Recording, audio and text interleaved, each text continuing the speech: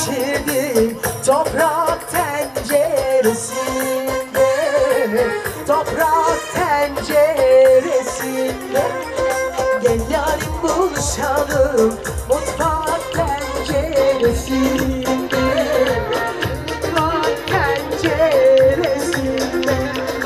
Açıldı mı harımların çiçeği, olmaz olsun düşmanların dedi. Açıldı mı harımların çiçeği, olmaz olsun düşmanların. Haydi!